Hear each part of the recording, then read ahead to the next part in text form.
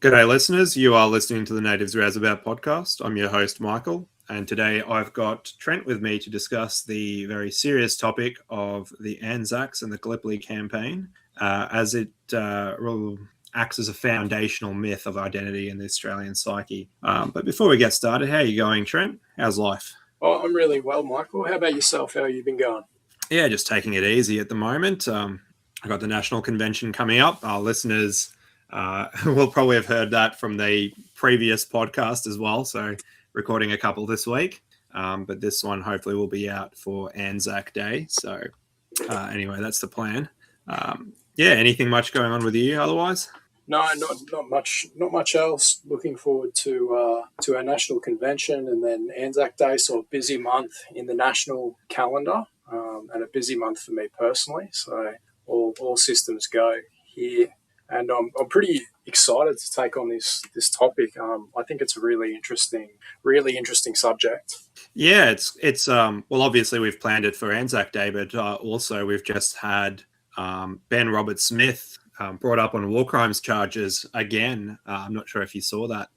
Yes, I did see that, and funnily enough, when I was reading the book Nation Memory Myth by Steve Vizard, which is what we're going to pull a lot of this podcast information from. While I was reading that, he was doing some descriptions of the sort of mythologized or idealized Anzac soldier, this tall, lean, bronzed man that made his British patriots look like boys next to him. And the person that I thought of when I was reading that was Ben Robert Smith. So he is really the sort of embodiment of that idealized Anzac. Yeah, and I think that's probably one of the reasons why he's copying it so much. So yeah, free Ben Robert Smith. So we definitely support our boys. Anyway, shall we jump in a bit more? Yeah, let's do it. All right. So no listener comments to go through. If there are some on the last podcast we recorded, we'll cover those in the next one. So still make sure you leave a comment on the Australian Legend podcast.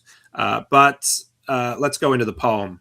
So it's another Banjo Patterson one. I hope our listeners are not sick of Banjo Patterson, but it is very hard to go past this poem for this topic. And the poem is "We're All Australians Now," and it was written as an open letter to the troops in 1915. Australia takes her pen in hand to write a line to you, to let you fellows understand how proud we are of you. From shearing shed and cattle run, from Broome to Hobson's Bay, each native-born Australian son stands straighter up today. The man who used to hump his drum on far-out Queensland runs is fighting side by side with some Tasmanian farmers' sons. The fisher boys dropped sail and oar to grimly stand the test along that storm-swept Turkish shore with miners from the west. The old state jealousies of yore are dead as furrows sow. We're not state children anymore. We're all Australians now. Our six-starred flag that used to fly half shyly to the breeze, unknown where older nations ply their trade on foreign seas, flies out to meet the morning blue with victory at the prow, for that's the flag the Sydney flew. The wide seas know it now. The mettle that a race can show is proved with shot and steel, and now we know what nations know and feel what nations feel. The honoured graves beneath the crest of Gabatipa Hill may hold our bravest and our best, but we have brave men still. With all our petty quarrels done, dissensions overthrown, we have, through what you boys have done, a history of our own. Our old world differences are dead, like weeds beneath the plough. For English, Scotch, and Irish bred, they're all Australians now. So now we'll toast the 3rd Brigade that led Australia's van, for never shall their glory fade in minds Australian. Fight on unflinchingly, till right and justice reign. Fight on till victory shall send you home again. And with Australia's flag shall fly a spray of wattle bow, to symbolise our unity. We're all Australian. So that was "We're All Australians Now" by Banjo Patterson from 1915. Obviously, the First World War, and in relation to the Anzac landing and campaign at Gallipoli. What's your impression of this one, Trent? Well, the thing that stuck out to me is the sort of early nascent Australian nationalism in this. He's speaking about being the native-born Australia's son, the spray of wattle, but still there is that homage to the homeland in Europe. So it's interesting they're kind of straddling both imperial and nationalist viewpoints. Yeah, and the stanza that really sticks out to me, I suppose, in relation to this topic of kind of like a mythic view of Anzac and how it relates to the nation's psyche, is like this stanza where he says, "The metal that a race can show is proved with shot and steel, and now we know what nations know and feel what nations feel." So it's that the ability of the nation to prove itself through war, through struggle, that kind of creates the national feeling, that feeling that nations feel. So, and even further on, he says, through what you boys have done, we have a history of our own now. So that's going to come up in, I guess, the Vizard book when he talks about Gallipoli as a kind of an anchoring event for the national psyche. Any other parts of that you picked up on? That was it for me. Yeah. I think the other one, and this will relate to the last podcast that I just did, but our old world differences are dead. Where English, Scotch, and Irish bred, they're all Australians now. So that's this event as being a formative one for that kind of nascent Australian national consciousness that's, I guess, homogenizing or blending together the British independent identities into this new Australian. So again, that kind of relates to what we mean by ethnogenesis. All right, so let's move on then. So hopefully it's clear already, but in this podcast, we're not focusing so much on the history of Gallipoli or specific battles of the Western Front and the European theatre that Australians participated in, and we more want to look at or discuss how Gallipoli has come to be this myth of nationhood, to the extent that most Australians know something about Anzac and the Gallipoli landings, but not so many know about, say, the details of Federation or the specific Federation fathers and early prime ministers. But despite putting the history aside, I do want to briefly detour, before we get to the Vizard book, to a short excerpt from another book called The Third British Empire, which was by a bloke named Alfred Zimmern.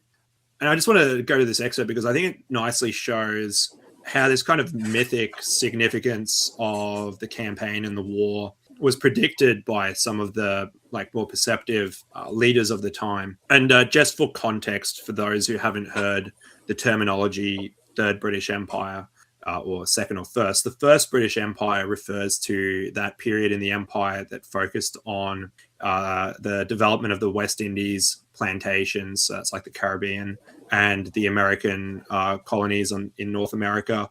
The Second British Empire was that turn to a focus on India, Asia, the scramble for Africa, particularly after the American War of Independence. So that loss of the American focus and that sort of turn to Asia and Africa is the Second British Empire.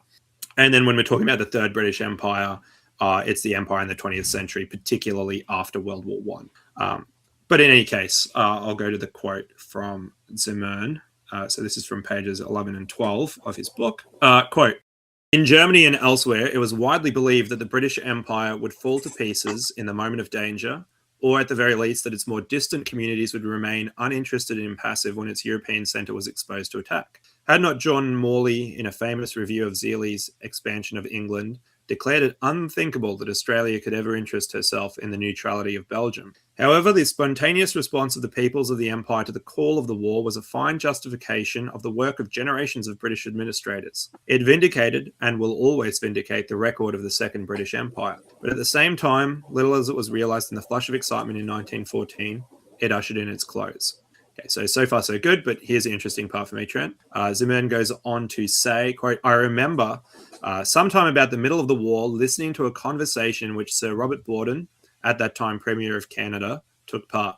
Someone had remarked to him that this impressive demonstration of the loyalty of the Dominions to the Empire would surely pave the way for a project of imperial federation. I will recall the Canadian Premier's reflective reply. I'm not so sure, he said. The result may be exactly the opposite of what you're imagining. It may be that the spirit of national pride which the war is evolving will create psychological conditions unanticipated by you in Great Britain and favour processes of decentralisation rather than of centralisation. End quote. What do you think of that quote? Interesting. Do you think that has come true? The Canadian Premier's sort of... Yeah, I would say you would have to delve into the history of the celebrations and how Anzac was remembered. My feeling is that it's kind of something that's been built up over time in terms of the psychological sort of conditions of and the national pride as a distinct thing from the sentiment of feeling like that, you know, Australian people are fundamentally British.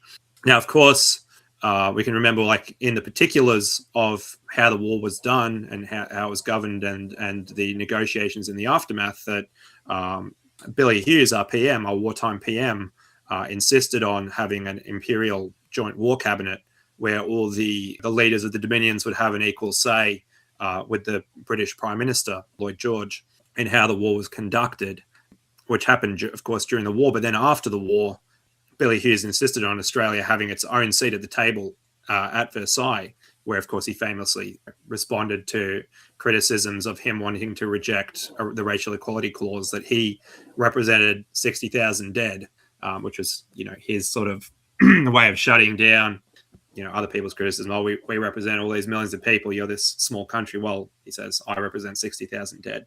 So, yeah, to some extent, that process of decentralization did come about to some extent after the war immediately, but psychologically, I think it sort of simmered and developed over time more so. Yeah, that's my take. Yeah, I think that's fair. You know, we can't know how things would have gone if the war had have been prosecuted differently. If Billy Hughes wasn't at that table saying, "I represent 60,000 dead," if there wasn't a feeling of loss, if the war had been fought more effectively and with less sort of wanton loss of life, like we're talking about the Gallipoli campaign, and it was a pretty disastrous campaign. Yeah. Who was responsible for this campaign, Trent? Our favourite, Winston Churchill. We're going to have the International Churchill Society in our comments, letting us know how wrong-headed we are. Yeah. Anyway, so that's a little bit of background on some speculation from the time as to the sort of psychological conditions that would be created in the Dominion nations by the war and by that participation. But let's go to the book, because it's kind of a book that has stimulated this particular approach to looking at Anzac Day or the Anzac legend as a myth and a narrative and how it affects a nation's psyche. And that book, which, you know, the topic is explored quite well in, I think, published only last year, is Steve Vizard's Nation, Myth, Memory, Gallipoli, and the Australian Imaginary. So what were your first impressions of the book, Trent? I'll be honest with you, I didn't enjoy this book, and I figured out pretty early on I was not going to. When I opened the introduction and Steve Vizard was explaining why he was calling the Aboriginal people First Nations, and I went, when was this published? And I flicked to the publishing date, and it was last year. I was like, why are you explaining this? And yeah. I felt that was the entire book. It was really just, it laboured the point. It was such hard work. I've got the book in front of me. It's a 324-page book, and over nearly 100 pages of that are notes and footnotes and bibliography, which, you know, might be a strange criticism to say, like, oh, the book it's too well documented, it's too well footnoted. Every page has like 4 or 5 quotes from different authors, sort of pieced together, and it makes for a very stilting and jilted read. And it's very difficult to pick out what is actually trying to be said in this book because of that. So it's not going to get a high rating from me and a high recommendation. Nevertheless, a very, very interesting subject. Yeah, I think I enjoyed it probably more on a first read, and rereading it, it is heavily loaded with jargon and I think the problem is not maybe for me so much that he's, quoting so many people per page, is he's quoting so many different like niche academic theories. And it's kind of like, it is one of those books where he wants to show off how well read he is and how he's up to date, with the latest psychoanalytic theories and this and that. So there's a lot of stuff in here that's just it's shoehorned in. All of the Homi Bhabha, the Indian physicist, and he wrote some book about the third place and hybridity, and there's a bunch of quotes from him throughout this book, and they made absolutely no sense in the context of what was.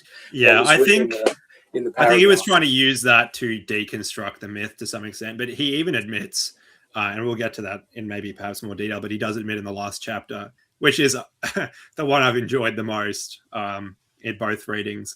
He admits basically that the Anzac as a myth is resistant to like this multicultural postmodern deconstruction. You've kind of just you got to get rid of it, or just accept that it's going to be basically an Anglo-Celtic, white myth. He Of does empire. talk a fair bit about the mutability, like the Anzac Day is a myth, its ability to change over time, and the examples that he gives are kind of illustrative of where his head is at, because his reasoning for the mutability of Anzac Day is that as time has gone on and women have taken a prominent role in Australian society, we've been able to explore and expand on the role of nurses in Anzac Day.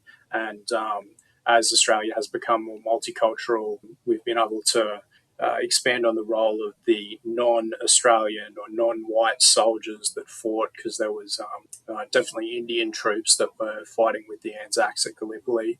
And then as time has gone on, also we've been able to expand on the PTSD and mental health issues and alcoholism of returned soldiers. So he basically says, well, yeah, Anzac Day can still be a core part of the Australian psyche if we shoehorn in women and non-whites, and we cast the Anzacs as mentally ill alcoholics when they come home, then it can continue. So you can probably imagine my opinion what I was thinking when I was reading that. Yeah. But I'm jumping way ahead. We are. Of course, we're just going through impressions. So, and I think as we go through it, we'll see that as a myth, it can't really accept those things, because he uses like Campbell's idea of a monomyth and the hero's journey. And if you subvert the journey, basically, and you subvert that sort of triumph and homecoming, then you kind of destroy the mythic power, or the power of it to, give people a healthy identity and a healthy psychology and a healthy approach to life. And so the myth loses its force, and it just becomes like, a historical event or whatever. So, I think the big takeaway or the impression, and that's that last chapter again, is that the Anzac myth is very resistant to this kind of deconstructive attempts. But look, let's get into it in detail from the start. So I had a little bit from page 5 that I wanted to read. So this is in terms of how the myth functions in relation to what came before in Australian history. So he says, Anzac, the story appears to have no discernible connection to the federation of the Australian nation in 1901. To the contrary, Gallipoli is a story of an inconsequential campaign fought half a world away, long after the nation had been forged. Australians played only a subordinate role of little strategic consequence, winning nothing but loss and trauma. The hapless expedition ended in humiliating defeat, indeed retreat. Numerous lives were lost for no military advantage. 2, the dominant theme seems to be martial conquest, invoking tropes of violence, conflict, conquest, and subservience. You'll love this. While excluding women, First Nations people, and immigrants, collectively a vast swath of the Australian population. And then he asked kind of the question behind the book. So why, despite a torrent of academic revelations correcting the myriad fallacies about the purported history of the Gallipoli campaign, built on a midden of historical half-truths and outright falsehoods, is Gallipoli still celebrated as the birthplace of the Australian nation? So, yeah, that's kind of his starting question that shapes his research and why he's writing. And to some, to some extent, he has a point, right? So, like, if we do look at it from a sort of a neutral historical perspective, yeah, it was a loss. The campaign didn't achieve its objectives, as you said, it was a disaster. So, why is this particular event so foundational to our identity and to the civic ceremonies or the national racial kind of ceremonies of our people? What do you think, Trent? Well, it's probably the first significant military campaign that Australia was involved in after Federation. So it kind of would follow that people wouldn't be stirred and it wouldn't fire the emotions to think of a bunch of men with mustaches and whiskers sitting around discussing the finer points of policy at Federation conferences, trying to federate the country. Whereas on the battlefield, the feats of the Anzac would fulfil that need for emotional firing. That makes total sense to me. As far as I'm aware, the only other conflicts that Australia had been involved in were the Boer War and Boxer Rebellion, maybe. Mm-hmm. Yeah, the Sudan. Yes, but it's certainly nothing of the scale of the First World War. Yeah, and I think the scale of the losses in the campaign. So this is kind of the psychological point, but that, like, the trauma of losing so many men as well, like, painful moments are moments that you tend to remember. So that's why in sort of a lot of primitive rituals, even like Aboriginal, calling them primitives is probably going to raise some eyebrows among any lefties listening. But anyway, so among those societies, often initiations involve some sort of like pain. So, for example, in some Aboriginal tribes, when they become initiated into the secret men's business or whatever, the elder will like knock out the initiate's tooth, and that's to have that like pain of remembering the event or embedding it in the guy's psyche as something significant. And so I think when we're talking about Gallipoli as a myth, that kind of the pain and the trauma of it did help shape its kind of initiatory significance. And of course, an initiation is an entry into something, right? And here we're talking about entry into the world of being a real nation, I suppose, as we got in Banjo Patterson's poem. Yeah, so as I've already said, the book is packed with jargon, but it largely rests on Campbell's idea of a monomyth and also Lacan's psychoanalytic notions of an imaginary, and I'll get to a short definition of that in a tick, but also Anthony Smith's ethno-symbolist theory of nationalism. And we did mention ethno-symbolism in the last podcast in relation to the Australian legend, but we'll go through it as it's used in the book, so we'll get a bit more of an idea of it in a minute. But I'll just define Lacan's imaginary, and I've picked this definition. It's a short one off a wiki on the internet. Here's the definition. The imaginary refers to the domain of image, identification, and illusion. It is the register in which the subject first emerges through visual recognition, particularly in the reflection of its own body, and forms the basis of the ego through an alienating identification with an external image. Yeah, so obviously very psychoanalytic. This is like post-Freudian stuff in Lacan, and I'm definitely no expert in any of this. I don't, as far as I know, you're not an expert in Lacan, are you, Trent? No. But I think the key point to take away here is this, or as it relates to the book, is this idea of identity and image formation through identification with an external image. And in this case, that image is the mythical Anzac at Gallipoli, as he's portrayed through, all these narratives about him, C.W. Bean's work and so on. And so we kind of gain our own identity through reflection or perception of that mythic image. And you can also see the theories about societal collective memory could be relevant to this. So the mythical memory of Gallipoli is something that's collectively maintained and shaped through public ritual, monument, and that embodies this sacred national myth in the physical world. So, of course, we've got the war memorial in Victoria, in Canberra, and obviously those are built as basically civic or martial temples where we can sort of go and venerate these soldiers as heroes. So you've got this cult of the hero that's very foundational to the identity of the nation, and it's kind of a well of strength which the nation can draw upon, which is why I think whenever there's like a bushfire or some sort of disaster, you'll have our prime ministers or our premiers, our leaders come out and invoke the Anzac spirit and the qualities of the Anzacs. I have a nice little quote from the book in front of me. Go ahead. On the foundation myths. A foundation myth of nation is an enduring, numinous, emotionally compelling, symbolic story claiming historic authority, which offers sacred wisdom as to the unique origin, home, and kinship, and exceptional cultural, social, political, and moral values, roles, and myths of the nation and its members. End quote. So that's sort of sketching out.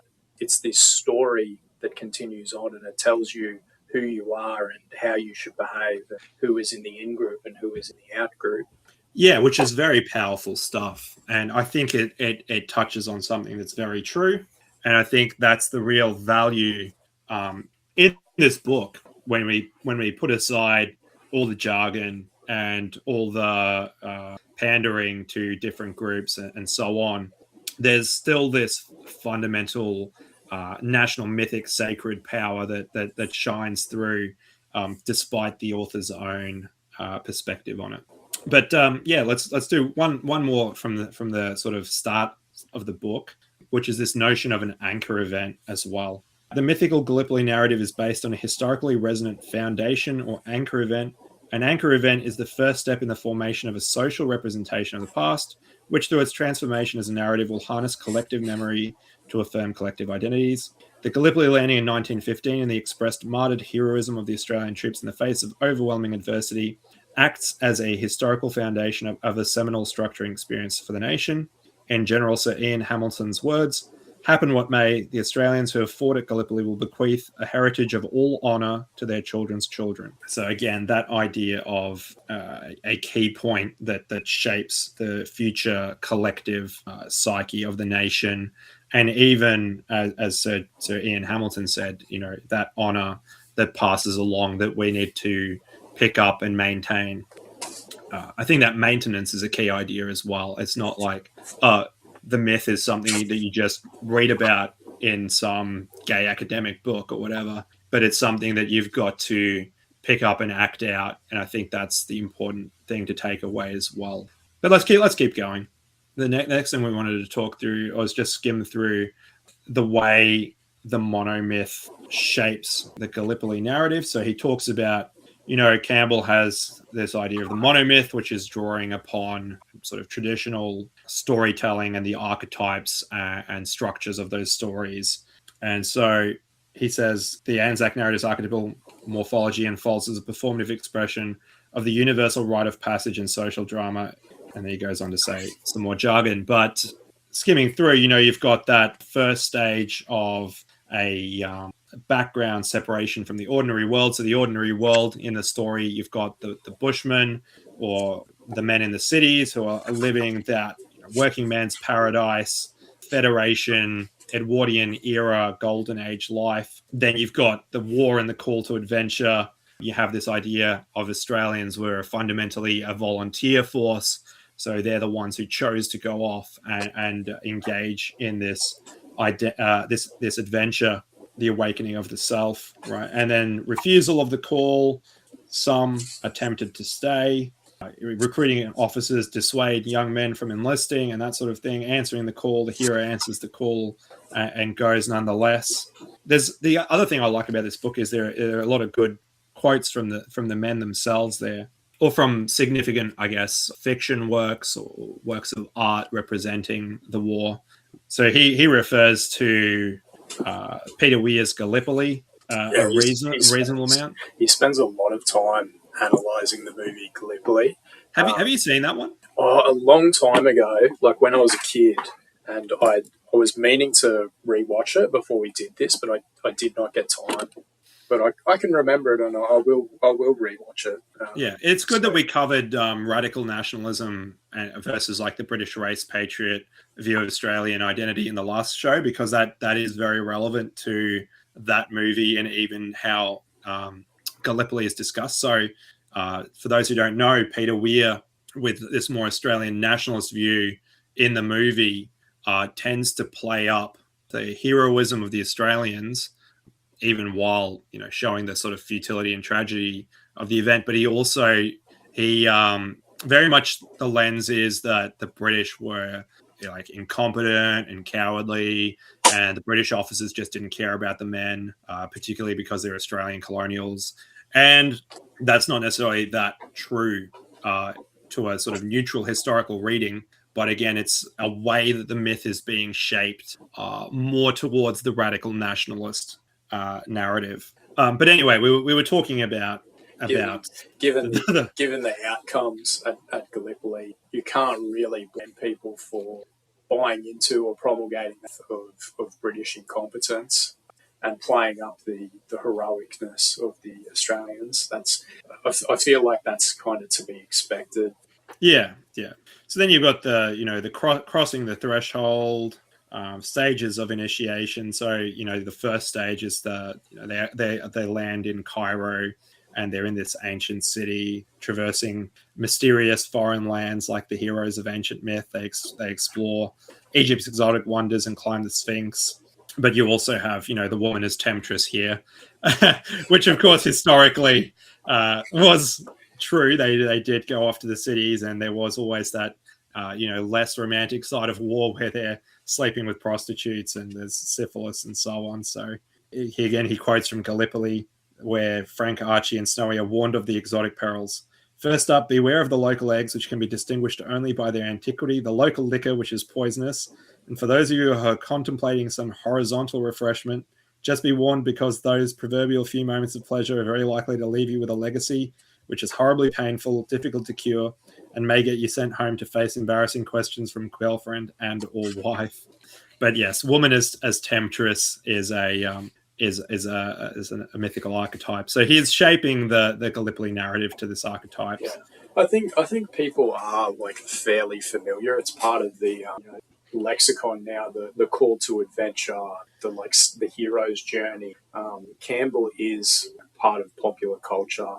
I'd read him ages ago before we were doing this, and this was the section of the book that I was kind of most looking forward to. I didn't really find it hit that hard. The mythology, like it just felt like it was shoehorned into the template. Yeah, I can get that as well. I think, you know, whenever you have a historical event is told as a story, and especially as it's popularized and made into art and so on, you will get these archetypes used and so on. So yeah, I mean, I guess the if we're skipping ahead, you know, the final sort of thing, because usually in the monomyth, the hero is going off to sort of like fix a fundamental problem or retrieve something like magical that he brings back home that restores order. So it's this kind of Jordan Peterson style, you know, the boon, but like, you know, we gotta restore order. can't quite do the Peterson voice. No, that was pretty good. Yeah. The chaos and the order stuff. But I guess his take on it is that what they kind of brought back home was this sense of national identity, or, you know, this idea that we're all Australians now, that we can take our place among the other nations of the world on an equal footing. So that's that kind of aspect of the book. A part that I particularly liked was when he connected the Anzac heroes to classical literature, and he actually quoted some of the Anzacs, and I think some of this was some of the stuff I liked the most. So he had this part where the soldier Arthur H. Adams cast the Anzacs' exploits in classical allusion, and here's the poem. We care not what old Homer tells of Trojan war and Helen's fame. Upon the ancient Dardanelles, new people write in blood their name. Those Grecian heroes long have fled, no more the plain of Troy they haunt. Made sacred by our southern dead, historic is the Hellespont. Homeric wars are fought again by men who, like old Greeks, can die. Australian backblock heroes slain with Hector and Achilles lie. And that's from one of the ANZACs themselves. So this sort of connection of the Australian Western spirit all the way back to that sort of origin of the West in the Homeric tales and the exploits of those heroes like Hector and Achilles. So for me, that was particularly powerful. Yeah, I enjoyed that too. It's always when you read these history books and they have the quotes from the soldiers or some of their letters that they would write home. It is like amazing to me how literate these guys were. Just a young soldier in Gallipoli could write better than all of our top authors of today. These guys were really a cut above. If people want to look up, I think if you Google image search like Anzac biscuit letters, the Anzac biscuits which they had were obviously not like what we get from the supermarket today. They were much like harder, longer lasting things, and sometimes they would like carve illustrations or letters into them and send them home. Read some of the letters and see some of the little doodles that they would do on these Anzac biscuits, and they're pretty good. It's worth a look if anyone's interested. Yeah. All right, let's get back on track. That's enough of my tangent. Yeah. I just want to read another one of these because I think the words of the Gallipoli survivors themselves are so much more powerful than anything else. Please do. This is one from Patrick Shaw Stewart, same page. He says, was it hard, Achilles, so very hard to die? Thou knowest, and I know not, so much the happier I. I will go back this morning from Imbros over the sea. Stand in the trench, Achilles, flame-capped, and shout for me. And the other point here that Vizard makes, and he quotes other people, but one of the famous figures from Gallipoli is Simpson and his donkey, right? The medic. And he says that this kind of parallels Christ and that more Jerusalem side of Western heritage. You have this idea of Athens and Jerusalem. And you have this quote here. He was a soldier, but he didn't kill. He was Christ-like, one man with a donkey. In one sense, his appeal was like that of Gordon of Khartoum. In another, it played to the way Australians like to see themselves. He didn't take himself too seriously. He looked after his mates and whistled as the shrapnel kicked up dust around him. Simpson made war nobler than it was. So, yeah, I think that and that's just from one page, all of those quotes, and that was probably the most powerful part of the whole book for me. All right, so that was the connection to our classical heritage. There of the West. There was one more connection that Vizard made, and that was that a number of the biographers, C.W. Bean, who was like the official correspondent, he ended up writing the official history book or books. It's like a 12-volume set. He was intentionally drawing on the Iliad and the Odyssey when he was writing his books. He used them to structure his history of the First World War, which I thought that was interesting. But the way Vizard kind of frames it is that this was this intentional myth making, where I'm not so sure that it was intentional. As I just pointed out before, these people were very literate, and the person that was writing the official history of the First World War, or Australians in the First World War, of course they're going to be familiar with Homer, and of course they're going to use that as the inspiration. That's kind of the gold standard of historical documentation, isn't it? Yeah. Yeah, I think that's just another way that our ancestors, through this story and through their sacrifice, are calling us to a higher standard if we listen to the call. And I think it's so important that we protect our heritage, especially around Anzac Day. For me, it's fundamentally much more important than a day like Australia Day, right? Because Australia Day, as good as it is, it's more of a like a regular life sort of thing. It's not like a sacred event, right? So people think about having a barbie and putting on the thongs and all that sort of stuff, whereas the fundamental seriousness and sacredness of Anzac Day is just so much more important. to the ability of the nation to go forward and to call us to a higher standard. So yeah, we'll get to some of the threats against Anzac Day. But look, let's go on to the next kind of theory stuff that Vizard goes into. And look, I think this one is an important theorist. Maybe again, there's some shoehorning going on as to how Vizard tries to make Gallipoli fit it, but that's Anthony Smith's ethno-symbolist theory of nation. And, he summarizes that there's 6 attributes or things that constitute the nation: a myth of common ancestry or descent. So that's like the subjective side of the objective fact that we have a common ancestry or descent. But of course, these theorists always like to play up the subjective side because of this social construction type view. A connection to a historic territory or homeland, shared historical memories and traditions. That's the third one. Fourth one is elements of common culture. Fifth, a measure of solidarity,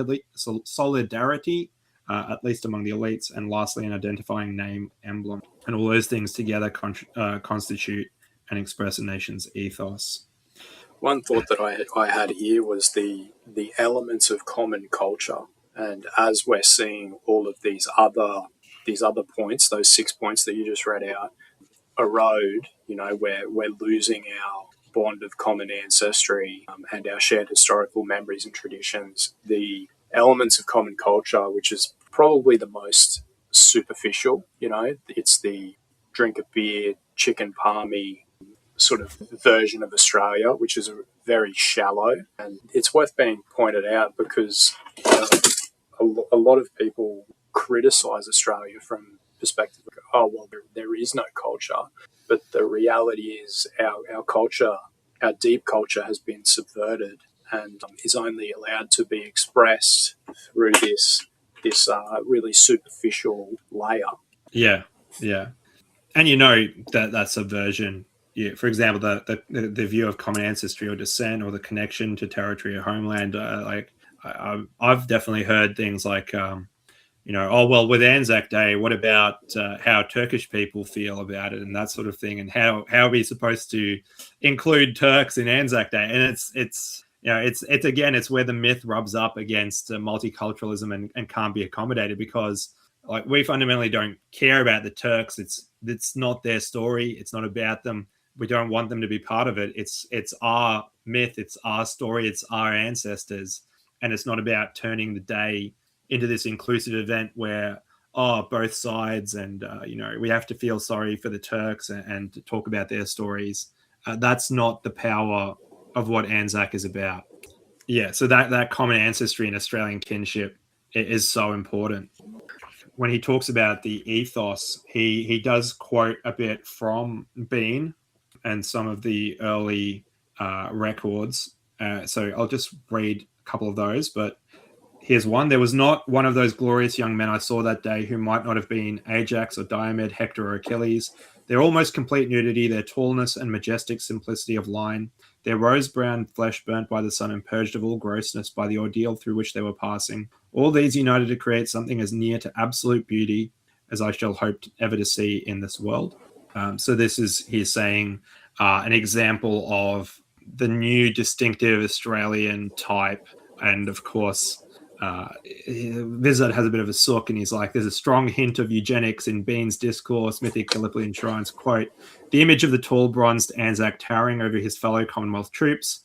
Bean took pleasure in watching the Anzacs in Cairo, noting that the little pink-cheeked lads from the Manchester cotton mills look like children when compared with the huge men of the Australian regiments. So again, you've got that comparison of Australians with Britons from the British Isles, with the frontier Australians painted in very eugenic tones, right?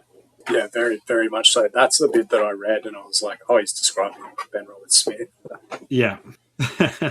And look, again, it's one of those things where in terms of the historical veracity of it and to what extent are the Anzacs being played up, and then you could have a sook, this is, perhaps pitting Australian identity against British identity and this sort of thing. It's about the mythic quality of the storytelling and the ideals that we aspire towards. And so there's actually nothing wrong, I would argue, with eugenics, right? Basically, everybody practices eugenics unless they're psychologically broken, right? In general, people, you ask them, would you rather have a beautiful girlfriend or an ugly girlfriend? Like, as long as they're not retarded, they're going to answer, well, I want like a beautiful girlfriend who's intelligent, right? So people's choices are going to be fundamentally towards what is good, and that's eugenics. So I think there's this idea that eugenics has to, or it's been painted through education, that eugenics is, about sterilizing people or killing people off who are, not as good as the rest or whatever. Obviously that's one form of eugenics that took place in history, but that's not what eugenics has to be. It can be about aspiring towards creating an ideal instead. I don't know. What do you think about that, Trent? Probably a bit of a controversial topic, but it is. It's difficult because it's just it's a no word, and that's why Vizard's throwing it out to disparage Bean. But the way in which he's talking isn't. He's not talking about sterilising anybody. He's just celebrating the excellence of the Australian troops. Yeah, not sure what else to say on that. Yeah, I mean, he quotes a little bit further from what Billy Hughes said about it in relation to Australian exceptionalism. And it's exactly what I've been saying about this ideal. Hughes says, as I looked upon this parade of magnificent men, I felt overflowing with joy and pride, knowing that Australia is indeed sending out the same type of men as those who immortalized their kind on the field of Gallipoli. A high standard has been set you. No higher standard has ever been set for the soldiers of a country than your comrades in Gallipoli have set you. And so it is about, I guess, living up to that mythical ideal. All right. He has a bit of a sook about the territorial aspect of nation and memory through ideas about the British imperial identity and Britain's election to special status and glory of its ruling house as a regnum, a kingdom of common customs and descent. And so this sort of imperial territorialization of the event and the way that it sort of reinforces Australian settler colonialism and the Australian homeland as a new utopia and so on. Basically, whatever Vizard says is bad about this, we can just read and say this is actually good and healthy, and that's why the myth works. After that, he goes off into this thing that I found bizarre about the mapping and naming, and how the act of naming things is imperial violence. And he totally lost me in the next little section of the book. He got lost in the source of theory there, I think. Yeah, so did I, man. I had no idea what was going on. I was reading a sentence, like, I don't know what that means. Read the sentence before it, after it, still no idea. Read the whole paragraph again, and I just had to question, is my reading and comprehension, do I have a problem? And no, it's the book. Yeah. All right. So let's look. I think we got a pretty good idea of the event. Let's talk a little bit about some of the contemporary challenges to ANZAC and Gallipoli as a myth, because as we've said, he talks about the mutability and the plasticity of the event and its emotional imprint, how it can be kind of stretched in different directions. And then he says, well, yes, it can, but there's a limit to that. But there's also some key attacks or critiques of Gallipoli as myth. And for example, he refers to Henry Reynolds. Are you familiar with Reynolds? No, I'm not. So he's a historian that's like a Marxist historian, basically, very interested in Aboriginal frontier warfare. So he's playing up this idea that there were wars between Aboriginals and settlers. Of course, that's like a whole debated topic as to whether it constituted warfare or whether Aboriginals are basically just engaged in low-level, spontaneous criminality of, like, we're going to steal this sheep because we're hungry, versus like the idea that they were engaged in guerrilla warfare where they were intentionally burning crops as area denial and that sort of stuff. So, as we're familiar with people like Bruce Pascoe as well, they try and play up, I suppose, what the Aboriginals were doing to meet their sort of concept of what civilizational standard the Aboriginals should have achieved or whatever. It's a very bizarre kind of outlook, rather than just accepting, the Aboriginals for what they were and what our history was. But anyway, dare I say, it's racist. Well, that is the kind of critique against these people like Bruce Pascoe, is that they're not engaged in that relativism of the Aboriginals had their own standards which they lived by, and we have our own standards. Yeah. Why try and shoehorn them into our standards? So yeah, which fundamentally I think is fair enough. We can have a solution where we live side by side, as long as, unlike in this case, as long as they're not being used as a battering ram. And this is where Reynolds does want to use the Aboriginal thing as a battering ram, because he says, okay, there was this frontier warfare in my view, and therefore that should be like the warfare that we commemorate instead of Anzac Day as Gallipoli and all this other stuff. So he's trying to replace, I suppose, the mythology of Anzac with this new mythology of the Aboriginal and the Aboriginal grievances, and subversion or undermining of Australia as the new myth, because that's fundamentally what it is. If you think about the Aboriginal, like commemorating Aboriginal warfare, where they're destroying settlements or crops or the pioneer hut, that is the whole. Oh, decolonization isn't just an essay or a metaphor or whatever. It's it's actually killing our people. One of the other it's this frontier wars thing, and there's something called song lines, which I've never even heard of before. These Aboriginal song lines, which have been passed down for generations since the dawn of time, and we're going to adopt them, and that's going to be the new national myth. That's one of the things that Vizard mentions in his, like, he doesn't really give a, how can I say this? The book is saying, like, here's all the reasons that Anzac Day and Gallipoli should not be the core component of Australian national mythology. And then he very briefly throws out like a couple of alternatives to replace it, but he never really expands on it. And I think that's something that's really missing from the book. If you're going to do this huge critique, you need to provide an alternative. Yeah, I mean, that's the book. Basically, as you say, fails as a critique. I'm not sure that he intended the book to be completely an undermining or a critique or like an attack on Anzac Day. It's to some extent he's kind of just talking about what's going on, and yet he is critical of aspects of it. But he also says, I can't remember where it is in the book, but he basically says, like, there are so few real, like, strong myths and narratives that all Australians identify with, and you can't just kind of uproot this one and then expect there to be another equally powerful myth that you can just contrive and then have everyone agree with. And that's where he's talking about the limitations of any attempt to go to something else other than Anzac Day. But then he also has to admit this impossibility of turning Anzac Day and the Anzac myth into something that it's not as well. So for me, this quote, and this is from that last chapter, so again, this is where I was saying this is like the best part of the book for me. But he's got this section called The Constraint of Gallipoli's Imperial Genesis.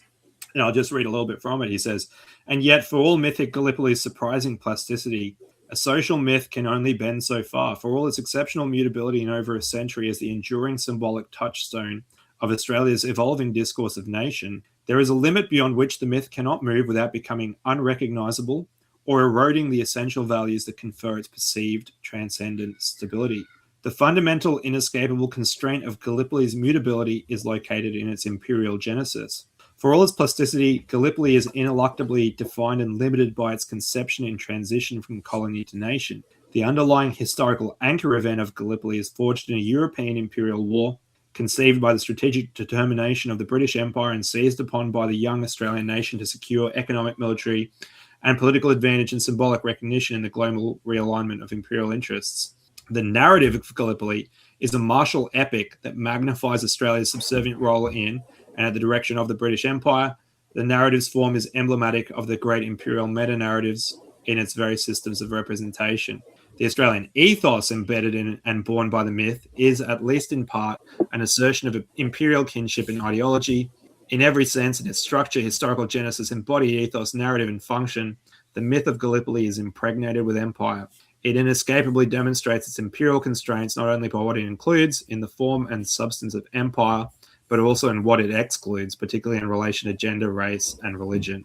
And so I think that's kind of basically the admission, right? That you know, if they're going to go forward with this multicultural project, the Gallipoli myth, the Anzac myth, is something that they have to get rid of.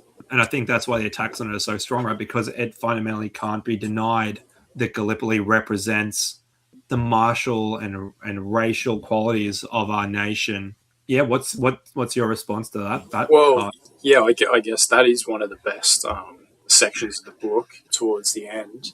I guess my read on that is there are people who are willfully and intentionally attacking this myth, these shared stories which hold us together, which show us who is the in group and who is the out group. And I don't think that Steve Vizard is one of the people who is intentionally attacking this structure. I just think he's confused along for the ride. I went and listened to a couple of interviews with him, and I suppose now's a good time to talk about him. He's a kind of interesting guy. He was on Fast Forward, the comedy sketch program, which is a bit before my time, but I remember like reruns of it being on TV. And when I saw that at the front of the book, I was like, oh, I don't remember him. I went and I watched a couple of clips of Fast Forward. Yeah, there he is.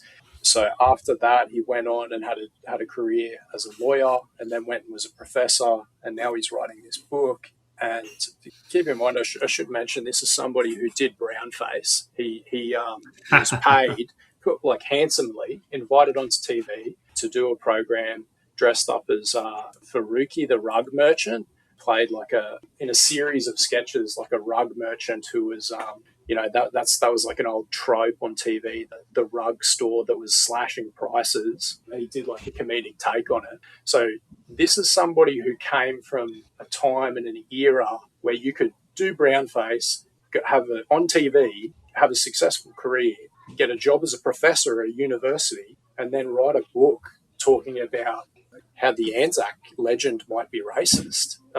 The guy, he may as well be from another planet. The time where that sort of career and that sort of life was possible is gone. So I don't think he's somebody who is one of these willful like deconstructors and destroyers, but I just don't think he's somebody who realizes what time it is. If that makes sense, is that a coherent statement? Oh yeah. Look, I didn't look into his personal life at all, to be honest. So I think I'll just go with your take on that one. But yeah, I guess if he did brownface and all that, maybe he's not a dyed in the wool leftist or something. Yeah, but then he went on to be a professor at I think Adelaide University, one of the universities, which is like really the belly of the beast of leftism. Yeah, I mean, again, it's one of those cases where the source material basically resists all subversion. So he could be, as leftist as left can be, and basically all they can ever say is, "We need to get rid of this. We need to get rid of this. This stuff is terrible. We hate it." But they can't twist it or manipulate it. That idea that evil can only destroy, it can't create. They can't create a new myth or a new psychologically healthy identity or story. They can only sort of try and distort and twist, but then to the extent that if they wanted to twist it completely, they have to totally destroy it. So I think that's what the case is there. Yeah, I mean the very last part of the book, he talks about in the epilogue the entombing of the unknown soldier. I think in 1993, and we might even be able to get some of the speeches that were said at that ceremony in the outro for the show. But I think that is a very important part of the book, and an important thing for Australians, if they can, to visit the tomb of the unknown soldier, because the whole point of it was that this man is supposed to symbolize the nation, right? So 2 inscriptions mark the marble slab of his entombment. An unknown Australian soldier killed in the war of 1914 to 1918, and he symbolises all Australians who have died in war. So he's that symbol of the destiny of the nation, summoning citizens to make the ultimate sacrifice as an act of faith, and so on. He roots the nation's immortality in the grave of the immortal patriot soldier as an ultimate sign of sacrifice, born of the purity of national fraternity and saturated with ghostly national imagining. So for me, that's, again, like, it's very important that we visit these sites and we go to the dawn ceremonies and we engage in the practices that have been handed down to us, because it's not just something that's like, good to do or you should do it, but it's kind of something you could do or not do. It is like that connection with our past, and in engaging in it, you are participating in the collective memory of the nation, and maintaining national identity and exposing yourself to those virtues and qualities that we should aspire to. Like for me, as you may know, Trent, we've sort of been building up the ANA Rangers program, and the qualities that I want us to aspire to are those that are recorded in the Hall of Memory in the Australian War Memorial. And there's 3 sets of qualities there that are meant to represent the virtues and the ideals of the diggers. And so you've got the personal qualities, which are resource, candor, devotion, curiosity, and independence. The social qualities of comradeship, ancestry, patriotism, chivalry, and loyalty. And then the fighting qualities of coolness, control, audacity, endurance, and decision. And I think those things are things that we should be practicing and things that should be relevant to what we're doing. But what do you reckon? Are those sort of more martial or knightly qualities relevant to contemporary nationalism? Yes, always. I think it's evergreen. The having that within yourself is, I think, absolutely essential. I think it's self-evident. I'm not sure what I could say to convince people of that if they disagree. Their head's not screwed on straight. Yeah. Well, I think that's a good place to finish, and I would encourage our listeners to look up those stained glass windows that are associated with or represent each of these qualities, and study the symbolism and study those qualities themselves and those virtues, and then work to live up to them, because I think that's going to be very important for us going into the future. Because a nation that can't struggle, that can't fight for its survival, and we're definitely looking at a situation where we may have to engage in some struggle to keep this nation, right? So we need to live up to these qualities and these ideals if we're going to survive as a people. So yeah, I'm just going to encourage the listener, please go look at those windows and those qualities. But I think this is a good place to stop. So look, let us know in the comments what topics you'd like to hear about from us, or if there's a particular topic relating to Australia, the ANA, that you'd like us to do a show on. And yeah, please like and subscribe, share our content far and wide. We'd love to share our show with as many good Aussies as possible. And if you want to reach out and join the ANA, you can find us at ausnatives.org. That's AUSNATIVES.org. We do not know this Australian's name, and we never will. We do not know his rank or his battalion. We do not know where he was born or precisely how and when he died. We do not know where in Australia he had made his home or when he left it for the battlefields of Europe. We do not know his age or his circumstances, whether he was from the city or the bush, what occupation he left to become a soldier, what religion, if he had a religion, if he was married or single. We do not know who loved him or whom he loved. If he had children, we do not know who they are. His family is lost to us as he was lost to them. We will never know who this Australian was. Yet he has always been among those we've honoured. We do know that he was one of the 45,000 Australians who died on the Western Front, one of the 416,000 Australians who volunteered for service in the First World War, one of the 324,000 Australians who served overseas in that war, and one of the 60,000 Australians who died on foreign soil, one of the 100,000 Australians who have died in wars this century. He is all of them, and he's one of us. This Australia and the Australia he knew are like foreign countries. The tide of events since he died has been so dramatic, so vast and all-consuming, a world has been created beyond the reach of his imagination. He may have been one of those who believed the Great War would be an adventure too grand to miss. He may have felt that he would never live down the shame of not going. But the chances are that he went for no other reason than he believed it was his duty, the duty he owed his country and his king. Because the Great War was a mad, brutal, awful struggle distinguished more often than not by military and political incompetence, because the waste of human life was so terrible that some said victory was scarcely discernible from defeat, and because the war, which was supposed to end all wars, in fact, sowed the seeds of a second, even more terrible war, we might think that this unknown soldier died in vain. But in honouring our war dead, as we always have, we declare that this is not true. For out of the war came a lesson which transcended the horror and tragedy and the inexcusable folly.